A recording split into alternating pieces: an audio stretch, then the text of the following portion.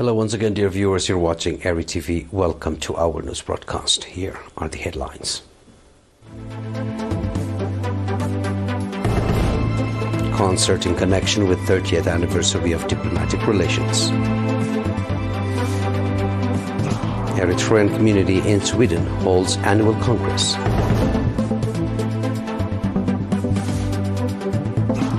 UK Rishi Sunak faces growing pressure to stop arms sale to Israel. Tropical forest fire in Perth, Australia. In our domestic news, the Song and Dance Ensemble of the Russian Black Sea Fleet presented a musical performance at Cinema Roma on April 4, commemorating the 30th anniversary of diplomatic relations between the two nations. The event saw the attendance of ministers, senior government and PFDJ officials. Ambassador Zamir Taghla, Commissioner of Culture and Sports, remarked that the event was a part of efforts to bolster the ties between Eritrea and the Russian Federation. In related developments, the Russian Pacific Fleet frigate Marshal Shaposnikov,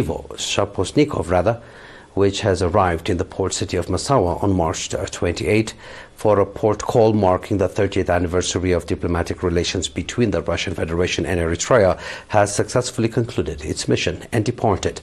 The farewell ceremony was graced by Ms. Asmarat Abraha, Governor of the Northern Red Sea Region, Colonel Malake Taghlamariam, Chief of Staff of the Eritrean Naval Force, and Mr. Dawit Mengistab, General Manager of the Massawa and Asab Port Authority. The Eritrean community in Sweden convened for its annual Congress on March 23 in Stockholm, adopting the theme Development and Revitalizing Communities. The event was well attended by representatives from various Eritrean communities throughout Sweden. Mr. Binyam Miskina, the chairman of the Eritrean community, highlighted the community's 3-decade-long dedication to organizing and strengthening its members, preserving national values for future generations, vibrantly celebrating national holidays, motivating prosperous Eritreans to invest in their homeland, conducting significant seminars and offering advice and consultation aimed at parents.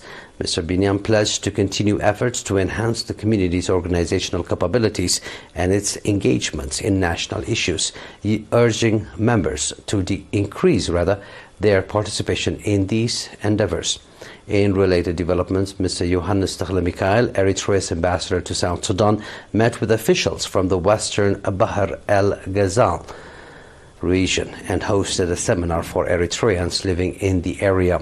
During the seminar, Mr. Johannes provided a detailed update on the development initiatives planned for 2024 and the current situation in Eritrea.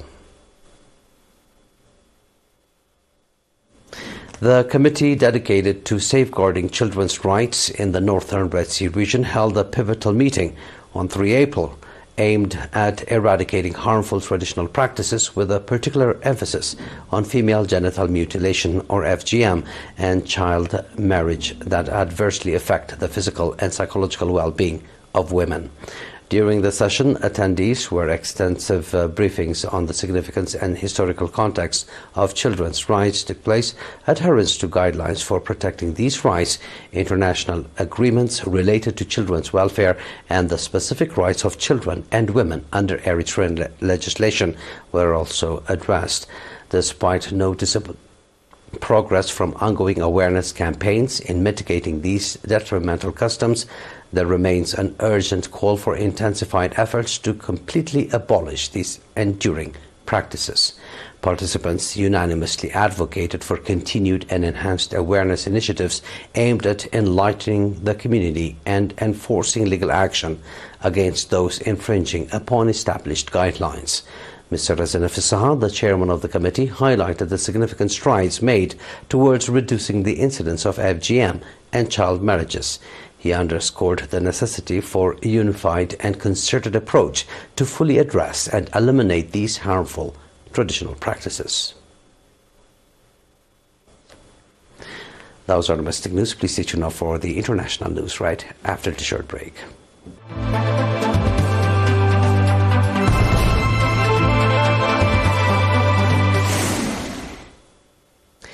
British Prime Minister Rishi Sunak is facing growing political pressure to stop selling weapons to Israel after 7 aid workers, including 3 British nationals, were killed by an Israeli airstrike on Gaza. 3 opposition parties and some MPs in the governing Conservative Party said on Wednesday the British government should consider suspending arms sales. The Liberal Democrats called for arms exports to Israel to be suspended, while the Scottish National Party also backed that move and said Parliament should be recalled from its Eastern break to discuss the crisis. The main opposition Labour Party, which polls suggest will form the next government after elections expected later this year, said the government should suspend arms sales if lawyers found that Israel had broken international law. Out of control bushfires are continuing to put lives and homes at risk as the fire rages in bushland southeast of Perth. Parts of Serpentine, Jarrahdale and Keysbrook have been upgraded to a bushfire emergency warning, with residents warned to act immediately to survive. The emergency warning is in place for people bound for Scarp Road and Day Road to the north, Kingsbury Drive to the east, Scarp Road to the west and Carnet Prison Farm to the south, excluding the Jarrahdale town side. Homes within the emergency warning area are under threat. If the way is clear, residents are being advised to leave now for a safer place. If they cannot leave, they should get ready to shelter in their homes. A watch and act warning is also in place for residents bound by Kingsbury Drive to the west, Jarrahdale Road to the north, Albany Highway to the east, and the southern point of the Serpentine Reservoir to the south, including the Jarrahdale town and Mount Cook. Please sit you now for a recap of tonight's headlines.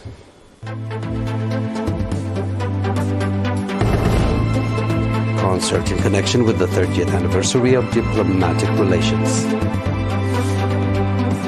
Eritrean community in Sweden holds annual congress.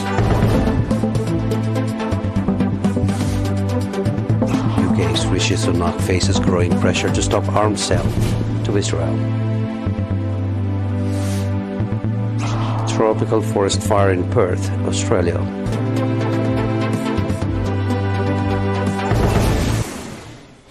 And that was our news for tonight, dear viewers. It is good night from us.